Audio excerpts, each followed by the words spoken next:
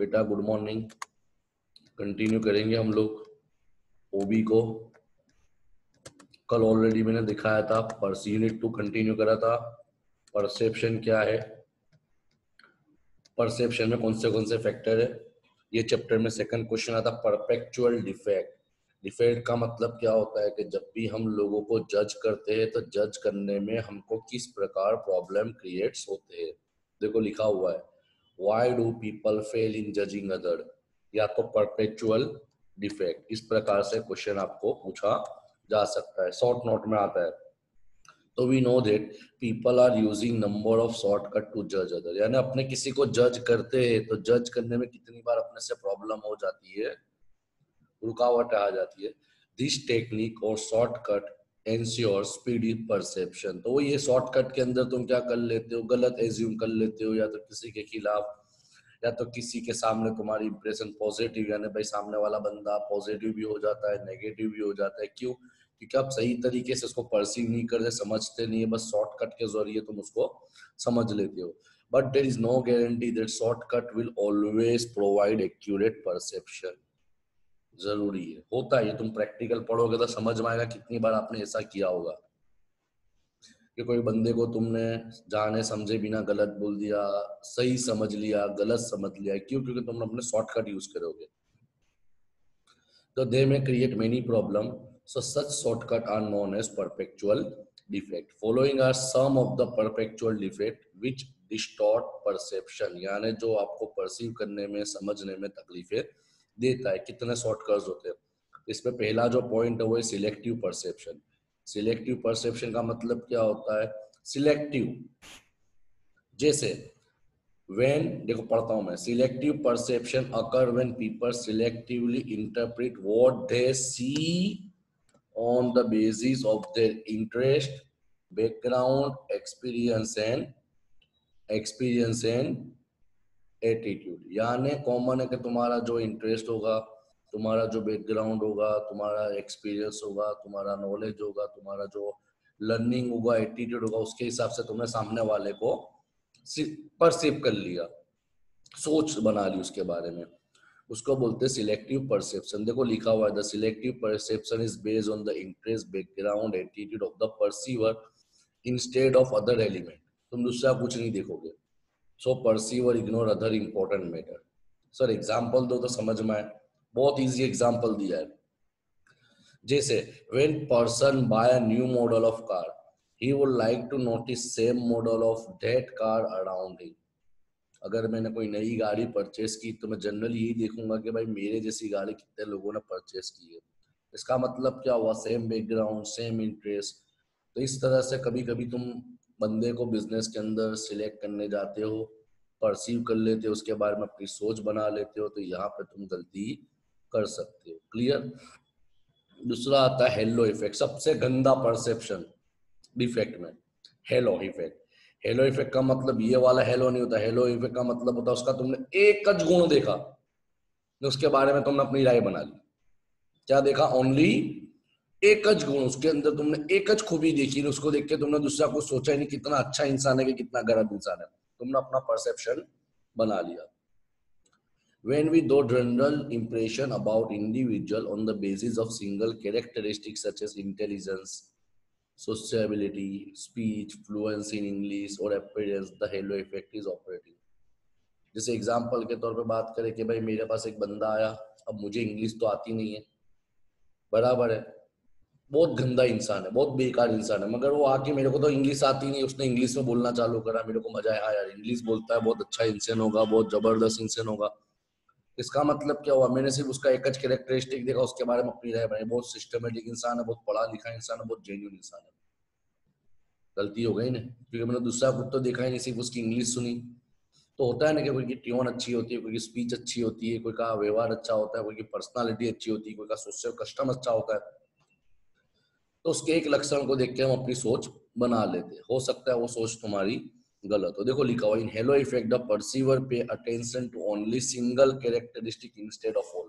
तुम पूरे इंसान की जात प्रसार नहीं करते, बस उसका एक कैरेक्टरिस्टिक देख के तुमने अपनी राय बना ली। देखो एग्जांपल बहुत अच्छा दिया, some student notice the zeal and enthusiasm in teacher instead of other factor such as knowledge, explanation skills, speech, vocabulary, etc. In such case, if a teacher show enthusiasm, student give high rating to the teacher irrespective of his knowledge and experience. अब teacher क्या पढ़ाती है, कैसा पढ़ाती है, वो सब नहीं, बस तुमने उसकी खूबसूरती देखी, उसकी इच्छा देखी, एक लक्षण देगा।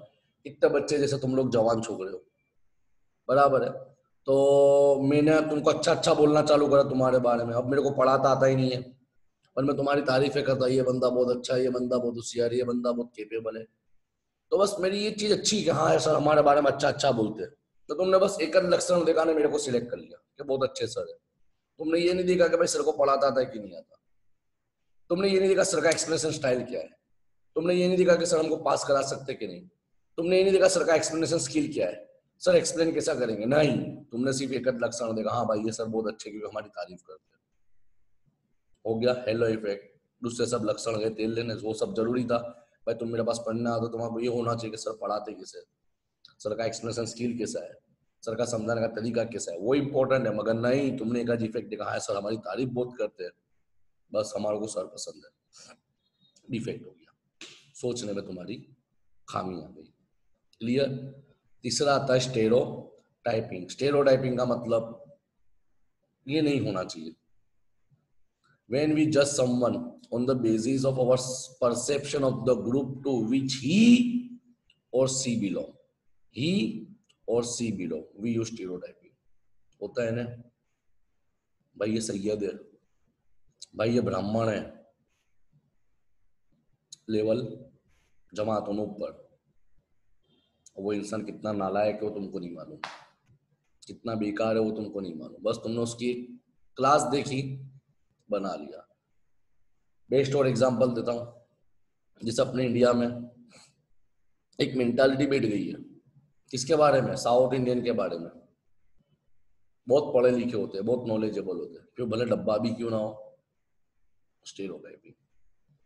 गुजराती लोग धंधाज करेंगे, गुजराती ने व्यापार करता आवड़े, ये भले ना आता हो कि ना आता हो, एक दिमाग में क्लास बैठ गया कि ये क्लास व्यापारी लोग है, ये क्लास वाले धंधे वाले लोग है। Clear. In stereotyping, the perceiver judge a person on the basis of his perception of the group to which he or she belong. For example, a personal manager, FIB को मैं पढ़ाया, personal का मतलब होता है employee working in the business. A personal manager believed that South Indian is expert in secretarial job. It is his perception about South Indian, so he may select only South Indian as a personal secretary. सोच बैठ जाती है ना, एक ख्याल बैठ जाता है कि ये ग्रुप के लोग ये चीज में अच्छे हैं, ये चीज ये फील्ड में एक्सपर्ट है, जो तुम देखोगे नहीं वो पढ़ा लिखा है कि नहीं, उसके पास है कि नहीं, बस तुमने उसकी जमात को देख लिया, उसकी क्लास को देख लिया, अपना अपना परसेप्शन बना लिया। देखो एग्जाम्पल बहुत अच्छे दिया है, पहला जाता है जेंडर परसेप्शन। एक चीज आ गई है ना कि भाई बच्चे पालेगी माछ, माछ खाली बच्चों को पाल सकती है, मर्दों का काम नहीं है, मर्द खाली नौकरी करेंगे, लेडीज नौकरी नहीं कर सकती। एक सोच बैठ गई, मेंटालिटी दूर करो भाई, स्टेरियोटाइपिंग। एज परसेप्शन बहुत बड़ा लिखा है कि भाई जो नई नई चीजें ना खाली जवान सीख सकते, बूढ़े नहीं सीख सकते, ये सोचे बदलो, परसेप्शुअल डिफेक्ट हो जाएगा ये। क्लियर। ये तुम्हारा हुआ स्टेरियोटाइपिंग। चौथा आता है प्रोजेक्शन। प्रोजेक्शन का मतलब क्या होता है, सामने वाले में तुमने अपना गुण देख लिया, हाँ यार ये मेरे जैसा है, मेरे जैसा लगता है, मेरे जैसा बोलता है, मेरे जैसा पहनता है, मेरे जैसा खाता है, मेरे जैसी सोच है, मेरी जमात का है, मेरे नात का है, मेरे रिलेशन में, अपने साथ कंपेयर कर लो, तो उसके अंदर तुम्हारा एक भी गुण मिल गया, प्रोजेक्शन। गलती हो सकती है भाई, तेरी जमात का है तो क्या तू वो सीधा है, तुम्हारे जैसा दिखता है तो क्या तुम्हारे जैसा नॉलेज है, वो सब तुम सोचोगे ही नहीं। Projection means tendency of a person to attribute one own characteristic to other people.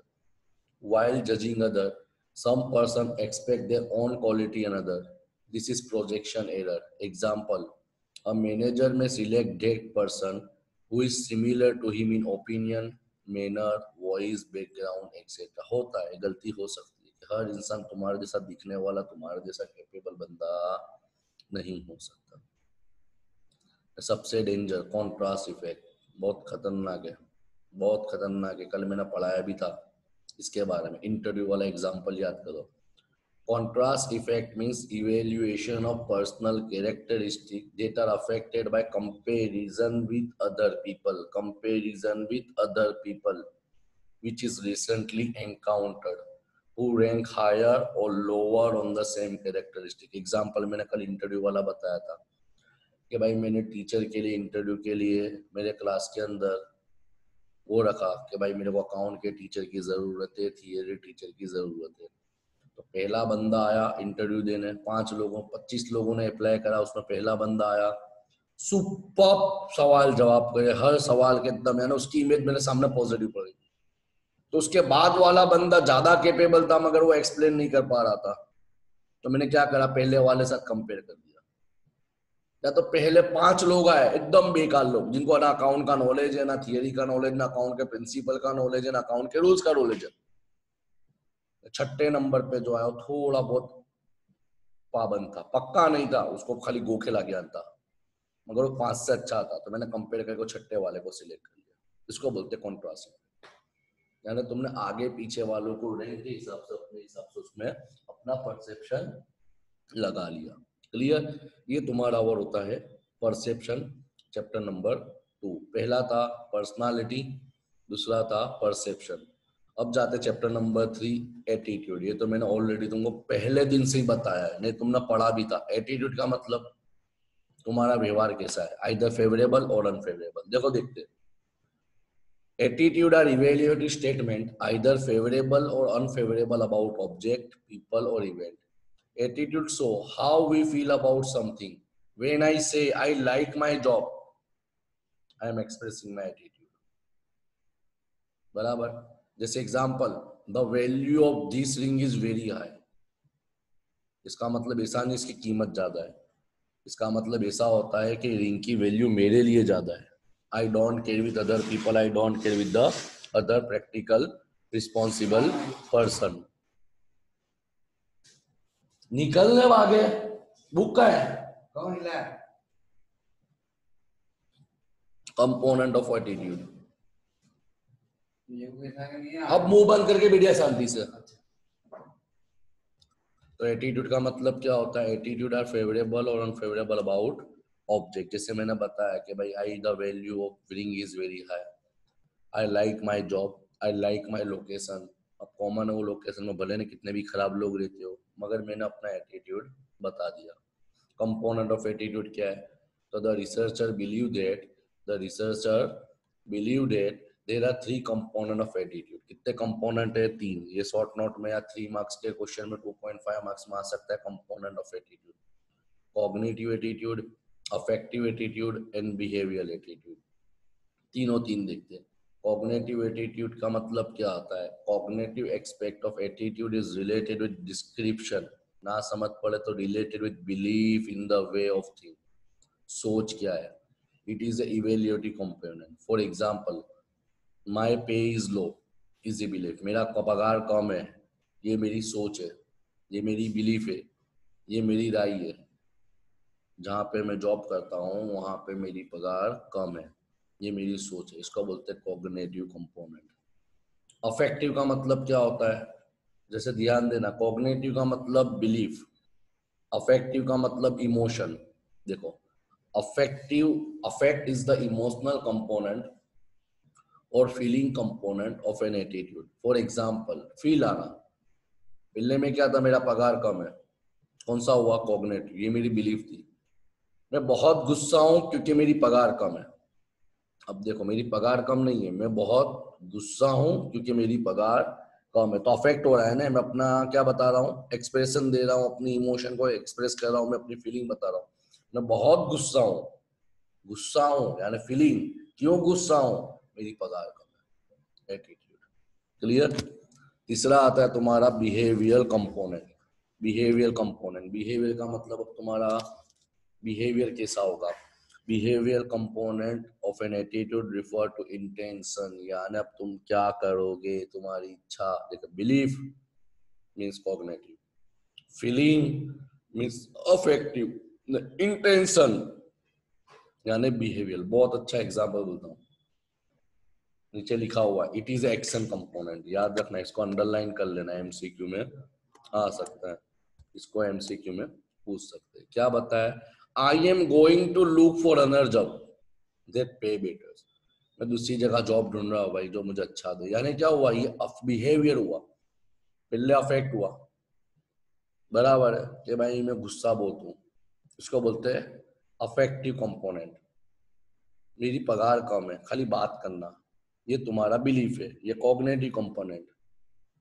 तीसरा, मैं जॉब दूसरी जगह ढूंढ रहा हूँ जो मुझे ज्यादा पगार दे, ये मैंने एक्शन लिया। क्यों एक्शन लिया, क्योंकि मैं गुस्सा भी हुआ था, मेरी पगार भी कम थी।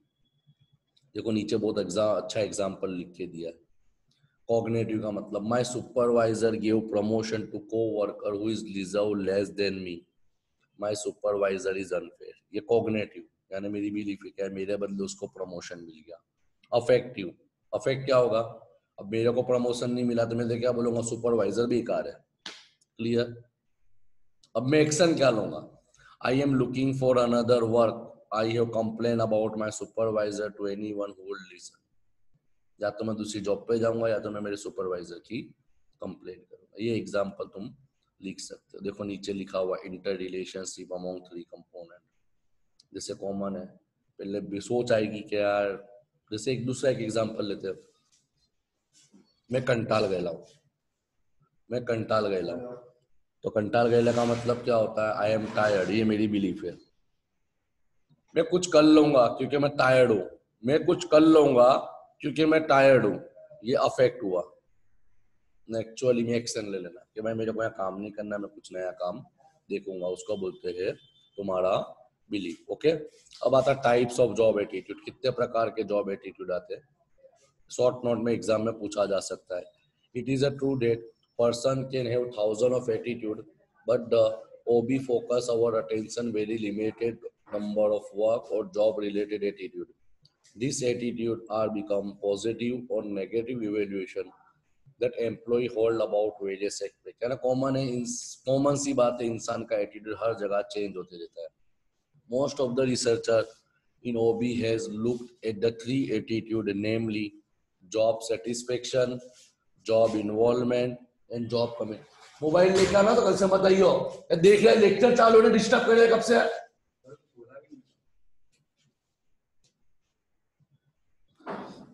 चलो कंटिन्यू करेंगे। कितने एटीट्यूड होते हैं, थ्री टाइप्स के, job satisfaction, job involvement and organization. ध्यान देना, तीनों तीन एक दूसरे से कहीं ना कहीं रिलेटेड है। अब जॉब सेटिस्फेक्शन क्या है, the job satisfaction is a positive feeling about the job और it is general attitude toward the job. Positive feeling, देखो एग्जांपल पढ़ता हूँ। If a person is high feeling of job satisfaction he hold positive feeling about the job. अगर वो अपने काम से बहुत सेटिस्फाइड है तो उसकी जॉब के रिगार्डिंग फीलिंग पॉजिटिव होगी। On the other hand, if the person is high level of job satisfaction then he hold negative feeling about the job. Common है, जॉब से सेटिस्फाइड नहीं है तो उसकी फीलिंग नेगेटिव होगी। So when we talk about employee attitude toward job, it is job satisfaction। सीधी बात है ना कि भाई या तो उनका सेटिस्फेक्शन पॉजिटिव होगा या तो नेगेटिव। अब इस पे ही तुम्हारा पॉइंट आता है कि अगर जॉब सेटिस्फाइड है तो उसका बिजनेस के अंदर, काम के अंदर इन्वॉल्वमेंट ज्यादा होगा। अगर वो जॉब सेटिस्फेक्शन उसका लो है तो उसका इन्वॉल्वमेंट काम के अंदर कम होगा। देखा, job involvement is related with job satisfaction। It is the degree to which individuals psychologically identify with the job and make active participation। If an individual has high level of job involvement, he care about his job, he feel job satisfaction, he is highly productive and use less number of leave। सीधी सी बात है, अगर वो job से satisfied होगा तो वो काम करने में प्रोडक्टिव होगा, अच्छा काम करेगा, ज्यादा काम करेगा, जॉब में इन्वॉल्व रहेगा, उसका उत्पादक ज्यादा रहेगा, छुट्टियां कम पालेगा, उसका टर्नओवर कम रहेगा, उसका एब्सेंटिज्म कम रहेगा। Similarly, if an individual has low level of job involvement, पूरा vice versa है, he does not care about his job, he feel job dissatisfaction, he is less productive and use more number of leaves। सीधा के सीधा बात है, job involvement is closely related with psychological empowerment. MCQ में आ सकता है। साइकोलॉजी का मतलब डिपेंड अपॉन माइंड, मनोविज्ञान क्या है। Psychological empowerment is employee belief about degree to which they can influence their work environment, their competitions, meaningfulness of their job and perceive autonomy in the work. Basically नहीं लिखोगे तो कोई दिक्कत जैसा नहीं. High level of job involvement and psychological empowerment are positively. सीधी बात है, अगर तुम्हारा empowerment और तुम्हारा job satisfaction ज्यादा है तो इसको positive बोलेंगे. एंड वाइज वर्सा. क्यों वाइज वर्सा? कि अगर आपका इन्वॉल्वमेंट ज्यादा है इसका मतलब आप जॉब से सेटिस्फाइड हो. जॉब से सेटिस्फाइड हो मींस आप एब्सेंटिज्म कम लोगे, आप बुल्ले कम मारोगे, आप लीव कम लोगे, आपका टर्नओवर कम रहेगा, लेस रहेगा, यानी लेबर टर्नओवर कम रहेगा, आपका इन्वॉल्वमेंट ज्यादा रहेगा, आपका प्रोडक्शन ज्यादा रहेगा, आपका प्रोडक्टिविटी ज्यादा रहेगा, जिसकी वजह से आने वाले समय में there may be chances of maximum promotion. And third one is organisational commitment. Commitment भाई ये सबसे इंपॉर्टेंट है, दोनों दो में सबसे इंपॉर्टेंट पॉइंट ऑर्गेनाइजेशनल कमिटमेंट है. Organisational commitment means individual orientation toward organisation in terms of employ का commitment, in terms of loyalty that is वफादारी, आइडेंटिफिकेशन काम करने का तरीका, एंड इन्वॉल्वमेंट वो अपने काम में कितने इन्वॉल्वमेंट. सीधा जो बहुत इजी पॉइंट है, मैंने बोला ना मेन पॉइंट ही याद करना है. When organizational commitment is higher, an individual identify with particular organization in goal. He wish to maintain membership. Membership का मतलब कंपनी में मेंबर नहीं बनते, यहाँ पे बोलने का मतलब है वो कंपनी में लंबे समय तक जुड़ा रहेगा, कंपनी में लंबे समय तक इन्वॉल्व रहेगा, हमेशा काम करने में एक्टिव रहेगा, कोई काम में प्रॉब्लम क्रिएट नहीं होगी. He become better performer as compared to other person who has low level of commitment. सीधी सी बात है कि जिसको अपने बिजनेस से प्यार नहीं है, जो वर्कर अपने बिजनेस के साथ वफादार नहीं है, लॉयल नहीं है, एक्टिव नहीं है, या तो वो जॉब सेटिस्फाइड नहीं है, तो उसका कमिटमेंट बिजनेस से ऑब्वियसली लेस रहेगा. ऑर्गेनाइजेशन कमिटमेंट में 3 प्रकार है. नंबर 1 जैसे ऊपर 2 देखे, positive, negative, satisfied, not satisfied, यहाँ पे 3 है. Effective commitment. इफेक्टिव का मतलब ऊपर अपना पढ़ चुके. It is an emotional attachment to the organization. MCQ में आ सकता है, मैं याद रखना सबसे हार्ड एमसीक्यू यही सब्जेक्ट के होते हैं. It is an emotional attachment to the organization and believe in the organization. यानी वो बिजनेस से कितना इमोशनली जुड़ा हुआ है और उसकी बिजनेस के साथ बिलीव क्या है, पॉजिटिव और नेगेटिव.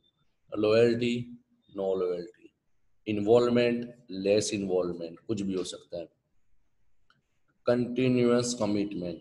कंटिन्यूअस कमिटमेंट का मतलब क्या होता है कि वो तुम्हारे बिजनेस में लंबे समय तक जुड़ा रहेगा, rather than living committed.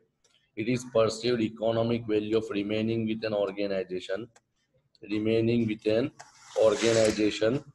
Compare to living the organization. यानी कंपनी छोड़ने के बदले कंपनी में जुड़ा रहना पसंद करेगा.